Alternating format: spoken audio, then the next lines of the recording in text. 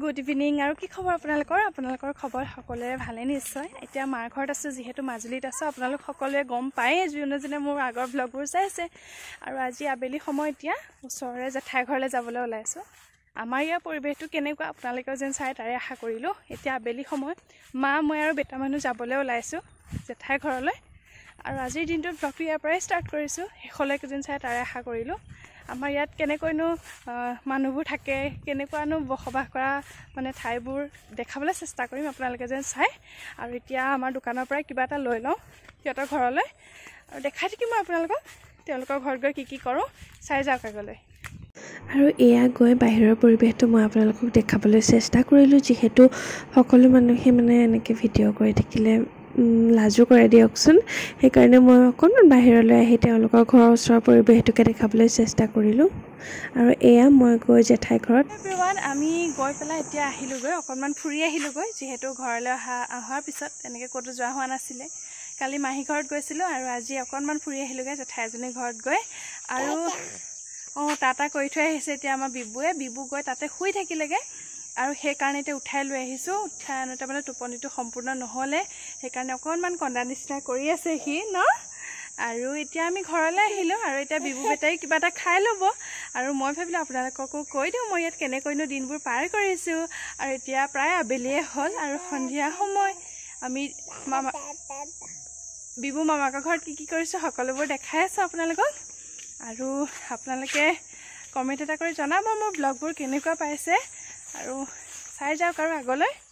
আৰু এয়া হৈছে সন্ধিয়াৰ পৰিৱেশ আৰু সন্ধিয়া সময়ত এয়া গৰু ছাগলী যেতিয়া আনে আমাৰ ওচৰৰ পৰিৱেশটো এনেকুৱাই হয় প্ৰায় দেখিবলৈ মই ৰাস্তাত ৰৈ আছিলোঁ আৰু মই ভাবিলোঁ এই সময়কণ ধৰি ৰাখোঁ আপোনালোকৰ বাবে এভৰিৱান গুড মৰ্ণিং অন্য এটা দিনৰ ব্লগটো আকৌ ষ্টাৰ্ট কৰিছোঁ আপোনালোকৰ মাজলৈ আগবঢ়াইছোঁ ব্লগটো আজিৰ দিনটোত কি কৰোঁ সকলোবোৰ দেখাবলৈ চেষ্টা কৰিম মই আপোনালোকক যিহেতু মই মাজুলীত আছোঁহি মাৰ ঘৰত আছোঁহি আৰু ইয়াত এটা দিন মই কেনেকৈ পাৰ কৰিছোঁ সকলোবোৰ দেখাবলৈ চেষ্টা কৰিছোঁ মোৰ ব্লগৰ জৰিয়তে আপোনালোকক আৰু আমাৰ মাজুলীৰ পৰিৱেশটো ৰাতিপুৱা সময়ত খুব ধুনীয়া চাওকচোন এইফালে আচলতে এতিয়া অকণমান ৰাস্তাৰ ফালে ওলাই আহিছোঁ সোনকালে শুই উঠিলোঁ বহুত বেছিয়ে সোনকালে শুই উঠিলোঁ মুখ হাত ধুই এতিয়া প্ৰায় 5:30মান সময় হৈছে আৰু 5:30মান সময় হওঁতে এতিয়া মানে অকণমান ৰাস্তালৈ ওলাই আহিছোঁ বেটা মানুহক লৈ দেউতা আৰু মা ৰাস্তাত অকণমান খোজকাঢ়িছে ময়ো আহিছোঁ অকণমান মই দেখাবলৈ চেষ্টা কৰিম বাৰু আপোনালোকক ৰাস্তাত গৈনো ইহঁতে কি কৰি আছে আজিৰ দিনটোৰ ব্লগটো ইয়াৰ পৰা ষ্টাৰ্ট কৰিছোঁ তেতিয়াহ'লে ব'লক আগলৈ চাই যাওক আৰু এয়া ৰাস্তাত বেটা মানুহ আৰু মা মৰ্ণিং ৱাক কৰি দোকানৰ পৰা আহিলোগৈ আৰু বস্তু অলপমান লৈ আহিলোগৈ যিহেতু ঘৰত কিছুমান বস্তু নাছিলে দোকানৰ পৰা আহি বস্তু অলপ লৈ আহিলোঁ আৰু আজি এফালে যোৱা কথা আছে অলপ বজাৰ কৰিবৰ কাৰণে মই যদি যাওঁ তেতিয়াহ'লে মই আপোনালোকক নিশ্চয় দেখাম মই গৈ কি কৰোঁগৈ বা কি কিনোগৈ সকলোবোৰ দেখাম মই আপোনালোকক আৰু আজিৰ ভিডিঅ'টো দেখিয়ে আছে আপোনালোক সকলোৱে আগলৈ যেন চাই যায় তাৰে আশা কৰিলোঁ এভৰিৱান আমি অকণমান দেৰিকৈ যাম আমাৰ ওচৰতে থকা চাৰিআলিটোলৈ তাৰ পৰাই কিছুমান বস্তু বজাৰ কৰিবলৈ যাম আৰু কি কাৰণে বস্তু বজাৰ কৰিম কাইলৈ কি আছে সকলোবোৰ দেখি থাকিব আপোনালোকে ভিডিঅ'টো যেন শেষলৈকে চাই তাৰে আশা কৰিলোঁ অকণমান পিছত কামবোৰৰ পৰা আজৰি হৈ মানে দেউতা আহিব আৰু আমাক লৈ যাবহি মা মই আৰু বেটা মানুহ